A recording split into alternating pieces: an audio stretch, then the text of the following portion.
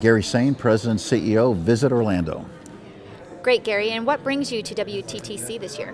Well, this is I'm on the executive committee of U.S. Travel Association, so this is a great way for us to sort of network with not only the leaders of the world, but also make sure that we position some of the big issues that we think can help stimulate more travel to the United States, as well as, hopefully, Orlando. And what is it that you hope to gain this weekend? Are you looking forward to any speakers in particular or sessions? Well, I think Valerie Jarrett was very critical, I think, because it's all about the president, how he feels about travel. You know, he made some comments about Las Vegas a couple of years ago, but I think we've turned the corner on that, and the president seems to be very supportive of travel tourism. Of course, we got the Corporation for Travel Promotion Act.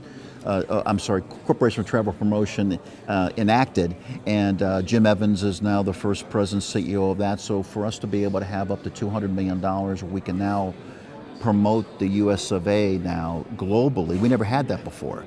And I think that is very critical for us to get that message across.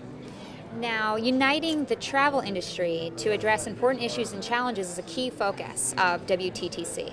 Is this a realistic goal or easier said than done? It's a well, like anything else, it's like sometimes herding cats, but it's only herding cats if you don't get together. Having people come together at this conference face to face is the only way to move that forward. So I guess I would have to say that this conference is a great example of how that can work. Great. And as the WTTC points out, good performance on sustainability is becoming more closely linked to good business performance. Is this a statement that you can endorse, and what specifically is your company doing to power sustainable growth? Well, I think that's very true, and when you think about Orlando, we're very big in corporate social responsibility programming. We're the number 2 or 3 based on what year you look at as far as major convention market in the United States. Every customer we have, we sit down and we devise a corporate social responsibility program that gives back to the community, whether it's growing trees, whether it's working in a challenged neighborhood downtown or wherever it may be, or helping Clean the World, which is headquartered in Orlando, recycle soap that they can then ship out and help third world countries save lives. These are all the things that I think is important for Orlando, and it's really part of our brand and something that we spend a lot of time with our customers talking about. And I think that's probably the best way of answering sustainability as it relates to what it means to Orlando. And by 2012, 1/3 of the world's travel sales will be made online. With the rapid rise of global mobile connectivity and social networking, it's changing traditional distribution channels. So what is your company doing to tap into this huge potential?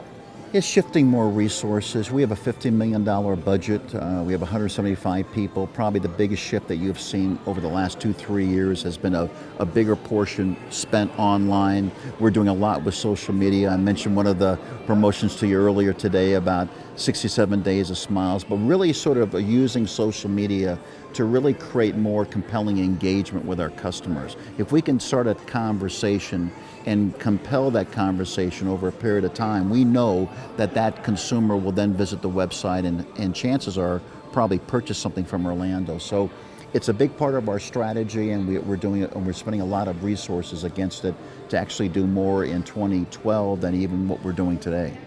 Can you share with us a little bit more about your Days of Smiles promotion? Yeah, I'm glad you asked that. We went out, it was a contest, so we went out to the world and we selected one, we call it a smile couple. They didn't have to be married, and we picked a great couple out of New York City, 2 single, he worked in Broadway and she worked downtown in Wall Street, and what they basically did was they went around the world for us and really created smiles for Orlando. But what it really was about the 67 Days of Smiles is we found out through research that it would take the average customer, traveler, consumer, 67 days, 8 hours a day to see everything there is to see in Orlando. So that was a big part of going out and making sure that people knew what we had to offer, and we used social media to really drive home that message. Wow, what an amazing opportunity for that couple. Yeah, and from that, we actually had some winners who actually were able to come, because obviously it's all, that was a payout. Yeah. And we hosted about 20 couples in Orlando who really experienced 3 to 4 days of great fun. And it really was one of the most successful online promotions we have done. At the same time, it was one of the most cost-effective promotions we've ever done. Interesting. Well, we thank you so much for giving Breaking Travel News a bit of your time and for joining us here at WTTC. We wish you great success personally and with your business. And come visit us sometime soon. Yes, visit Orlando. Absolutely. Visit Orlando. Thank you very much. Thank you so No, much. it's great. Appreciate it. Yeah.